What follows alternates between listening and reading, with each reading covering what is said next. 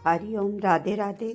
आज मैं आपको गणेश चौथ व्रत के विषय में बता रही हूँ कि यह व्रत बच्चों के लिए किया जाता है।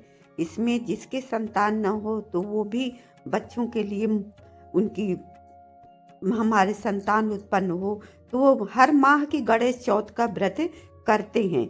यह गणेश जी की कृपा से उनको पुत्र की प्राप्ति होती है। और जो ये तिल चौथ का व्रत है माह मास में, ये जिनके पुत्र होते हैं वो ही करते हैं। उन में बच्चों की लंबी आयु के लिए ये व्रत किया जाता है और इसमें तिल का बकरा बना करके पूजा जाता है। और सकट माता के आप घी से बनाए या उनकी फोटो हो, जो गणेश और वो रिद्धि सिद्धि माता हैं उन्हीं लोगों की पूजा, उन्हीं को सकट माता कहते हैं, उनकी ही पूजा होती है। उसमें सुपारी चढ़ती है, पान चढ़ता है, जनेऊ चढ़ता है, फूल चढ़ते हैं और दूब चढ़ती है, लड्डू का भोग लगाया जाता है, सिंदूर लगाया जाता है और धूप है, धूप दीप की आरती करते हैं, शकरकंद चढ़ाई जाती है, कच्ची और पक्की। और फिर आपके यहाँ जैसे भी पूजा की जाती हो आप उसी विधि से करिए, क्योंकि ये पौराणिक कथाएं हैं, जिसके घरों में जैसे पूजा होती हो वैसे ही आप करें। मगर आज मैं आपको किताब में जो कथा लिखी हुई है वो कथा बताने जा रही हूँ, उसका श्रवण करो। पार्वती जी गणेश जी से कहती हैं कि हे पुत्र, जो ये तिल चौथ का व्रत रहते हैं सकट का, उनको क्या भोजन करना चाहिए और कैसे पूजन करना चाहिए। तो इसमें गणेश जी बता रहे हैं कि माता इस तरह से, माता माघ मास में जो गणेश चौथ पड़ती है उसका पूजन, उसमें भालचंद्र गणेश जी का पूजन किया जाता है। वो षोडोपचार से करें या आप ऐसे नॉर्मल करें, मगर इन्हीं गणेश भगवान की पूजन होता है। तिल के 10 लड्डुओं का भोग लगाया जाता है और 10 लड्डू भी खाए जाते हैं। इसमें ये विधान लिखा हुआ है और उन लड्डुओं को अपनी श्रद्धा के अनुसार जो दक्षिणा हो वो दक्षिणा के साथ ब्राह्मण को दान करना चाहिए। इससे उत्तम फल की प्राप्ति होती है। अब मैं कथा बताने जा रही हूँ, वो आप विधि पूर्वक सुनिए। सतयुग में हरिश्चंद्र नाम का एक धर्मात्मा राजा था। वो साधु सेवी सत्यवादी, ये तो हरिश्चंद्र की आपने कथा सुनी होगी, वो बहुत सत्यवादी थे। उनके राज्य में कोई दुखी नहीं था। इसी राज्य में एक ऋषि शर्मा नाम के ब्राह्मण रहते थे।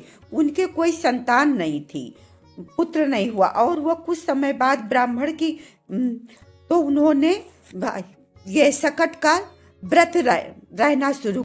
उस चौथ के व्रत के प्रभाव से उनके एक पुत्र उत्पन्न हुआ, परंतु दुर्भाग्यवश उस ब्राह्मण की कुछ काल के बाद मृत्यु हो गई।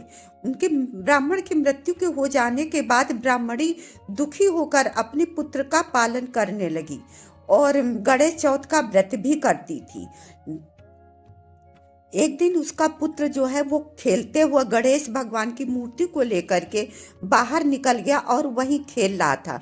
उस बालक को एक कुम्हार ने देखा तो वो बालक को उठा ले गया और अपने आवा जो होता है जिसमें मिट्टी के बर्तन पकाए जाते हैं, उस आवे में एक घड़े के अंदर उस बच्चे को बैठा दिया और ऊपर से आवा लगाकर आग लगा दी। तो आग लगाने पर जब बच्चा नहीं घर आया तो ब्राह्मणी बहुत दुखी हो गई। वह गणेश भगवान से विनती करती रही और कहती थी, हे गजानन, मेरे पुत्र को जहाँ भी हो सुरक्षित हो और उससे मुझे मिल जाए। जब प्रातः काल हुआ तो कुम्हार ने उस आवे को खोल करके देखा तो उस आवे के अंदर आग तो जलना बंद हो गई थी और उसमें पानी जा रहा था। यह आश्चर्य देख करके वो कुम्हार अपने राजा के पास गया, जो हरिश्चंद्र राजा थे। उनसे ये सारा वृतांत बताया कि मैंने आवा लगाया था, आग ठंडी हो गई और उस घड़े के अंदर पानी भर रहा और बालक वो जीवित है। तो राजा ने पूछा, तुमने ऐसा क्यों किया, बालक को उसमें क्यों रखा? तो वो ब्राह्मण बोला कि मेरी बेटी की शादी थी और मैं जितने बार उसको देने के लिए बर्तन पकाता हूँ आम, तो आम में बर्तन पकते ही नहीं है। तो एक टोटका जो करने वाले होते हैं उन्होंने ये बताया कि एक बालक की बलि दे दो तो तुम्हारे बर्तन पक जाएंगे। इस वजह से ये बालक मुझको मिल गया तो मैंने घड़े में बैठा दिया और आवा लगा दिया। मगर वह ईश्वर का करिश्मा ऐसा है कि ये बच्चा भी सुरक्षित है और उसके अंदर जल भी, और बाहर जितने बर्तन थे वे सारे पक भी गए, और जो जिस बच्चे घड़े में ये बच्चा था वो घड़ा नहीं पका।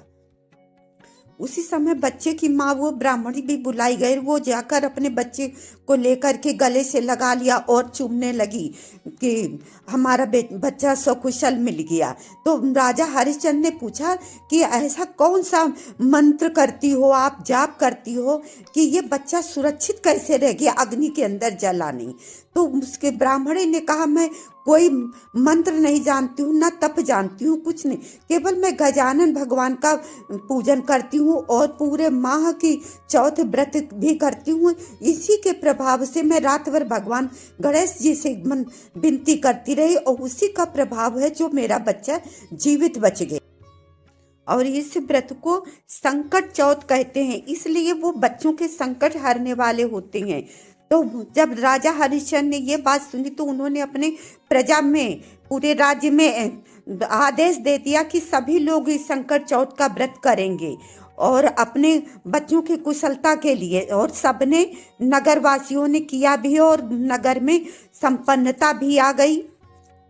तब भगवान कृष्ण ने युधिष्ठिर से कहा कि तुम भी यह व्रत करो और अपने नगर वासियों से भी कराओ, जिससे तुम्हारे शत्रुओं का नाश होगा और तुम्हारा राज्य भी वापस मिल जाएगा। इस युधिष्ठिर ने इस व्रत के प्रभाव से अपना पुनः राज्य प्राप्त कर लिया। बोलो सकट माता की।